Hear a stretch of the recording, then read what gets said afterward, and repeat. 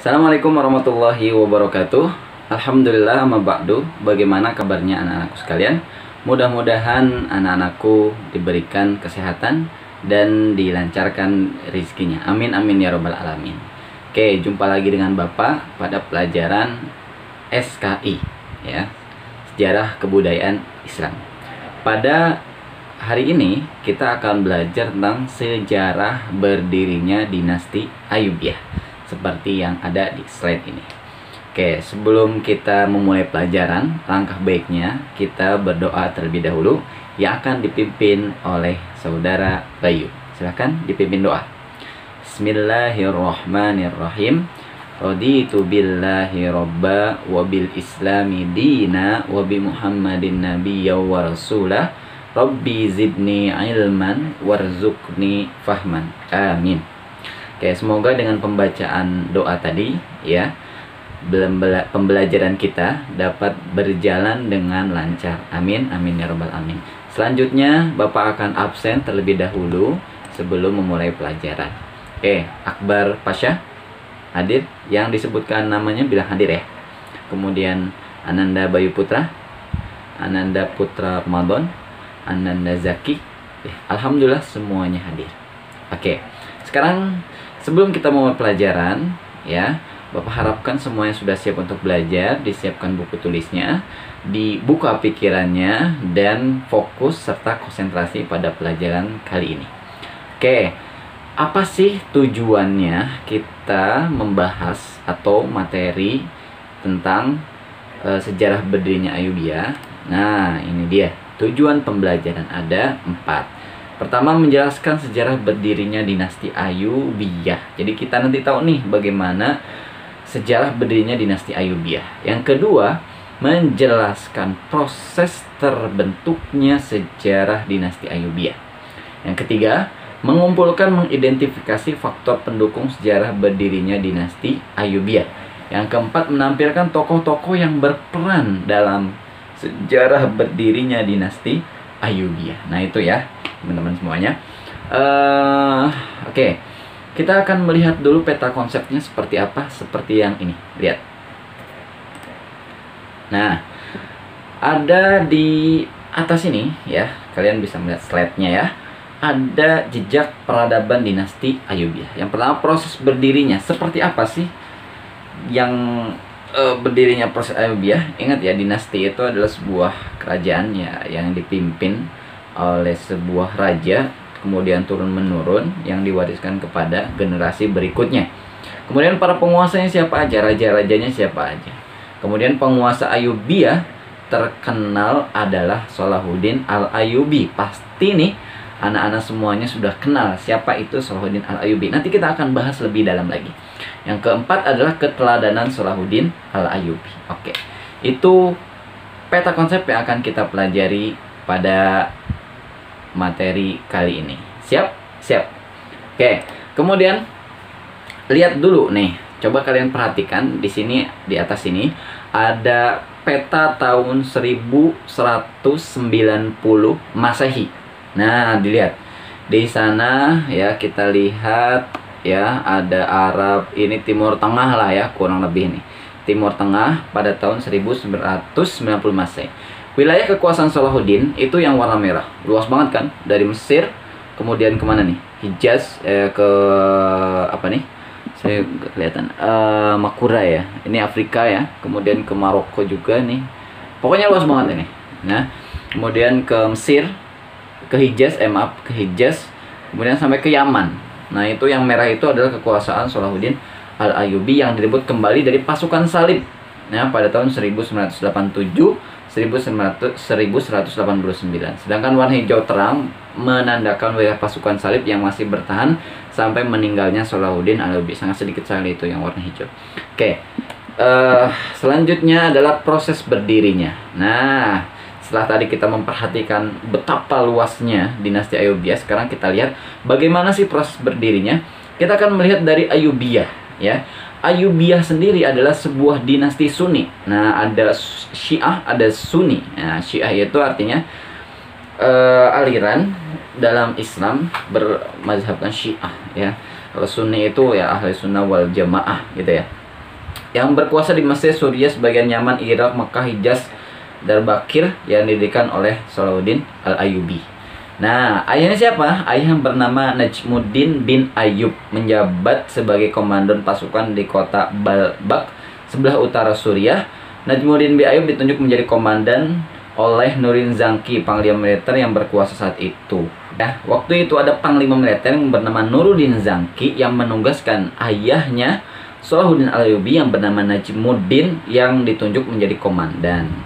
Nah, kemudian Salahuddin Al-Ayyub mengikuti ekspedisi perjalanan pamannya, yaitu Asaduddin Syirkuh ke Mesir. Nah, dalam hal ini kemudian si Salahuddin Al-Ayyubi ini ikut ayahnya dan ditugaskan untuk mengikuti perjalanan pamannya yang bernama Asaduddin Syukri ke Mesir. Nah, setelah itu ya, di Mesir itu masih dikuasai oleh dinasti Fatimiyah yang bermazhab Syiah, ya, yang bermazhab Syiah atau alirannya Syiah. Nah, setelah Al-Adid, khalifah dinasti Fatimiyah yang terakhir wafat pada tahun 1170 Masehi, Salahuddin Al-Ayyubi mulai menjalankan kekuasaan keagamaan maupun politiknya secara penuh. Nah, ketika itu terjadi pergantian kepemimpinan, ya.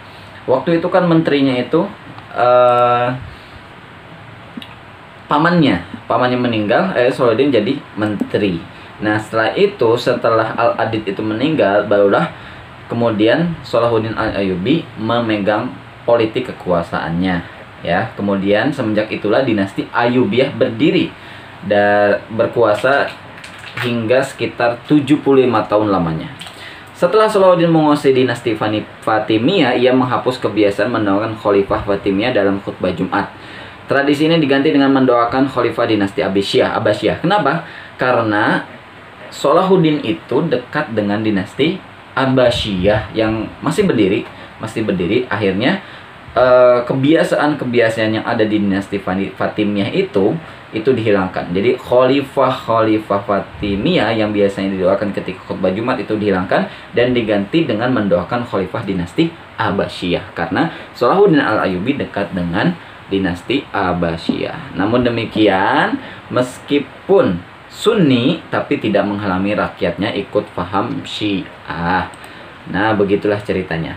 Nah, kemudian sejak dinasti Ayyubiyah berkuasa di Mesir bulan Mei tahun 1170 Masehi, Al-Mustadi memberikan beberapa daerah seperti Yaman, Palestina, Suriah Tengah, dan Maghribi kepada Salahuddin. Nah, ini Al-Mustadi ini salah satu dinasti Abbasiyah. Dengan demikian mendapat pengakuan dari Khalifah Abbasiyah sebagai penguasa di Mesir, Afrika Utara, Nubia, Hijaz, Suriah Tengah selama satu dawasa atau 10 tahun. Kepemimpinannya kemudian Salahuddin berhasil menaklukkan Mesopotamia, wilayah di sekitar Irak dan Iran sekarang. Ia berhasil mengangkat para penguasa tempat menjadi pemimpinnya. Nah, itu gambaran umum tentang proses berdirinya dinasti Ayyubiyah. Kemudian para penguasanya. Nah, di situ ada 9. Yang pertama adalah Salahuddin Al-Ayyubi selaku pendiri juga dinasti Ayyubiyah. Kemudian berlanjut ke Malik Al-Aziz Imaduddin, kemudian Malik Al-Mansur Nasiruddin, Malik Al-Adil Saifuddin, Malik Al-Kamil Muhammad, Malik Al-Adil Saifuddin, Malik Soleh Najmuddin, Malik Al-Muazzam Turansyah, dan Malik Al-Ashraf Muzaffaruddin. Kalian bisa lihat di slide ini. Tapi dari 9 itu, ya, dari 9 penguasa tersebut dapat beberapa penguasa yang menonjol, ya, yaitu Salahuddin Al-Ayyubi. Ya, itu siapa?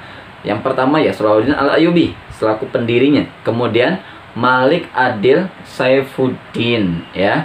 Kemudian ada juga Malik Kamil Muhammad. Jadi dari 9 itu yang paling menonjol itu 3, ya. Salahuddin Al-Ayyubi, Malik Al-Adil Saifuddin, kemudian Malik Al-Kamil Muhammad. Nah, setelah itu kita akan beranjak kepada siapa sih sebenarnya penguasa yang dikenal dengan nama Salahuddin Al-Ayyubi, ya, penguasa Ayyubiyah. Nama lengkapnya adalah Salahuddin Yusuf Al-Ayyub Abdul Muzaffar Yusuf bin Najmuddin bin Ayyub, putra dari Najmuddin Ayyub dari bangsa Kurdi, lahir di Benteng Tirkit, Irak tahun 532 Hijriah atau 1137 Masehi, maaf. Ketika akhirnya menjadi penguasa benteng Saljuk di Tirkit. Oke. Nah, kita akan melihat perjalanan karirnya atau perjalanannya ketika masih kecilnya hingga dewasanya.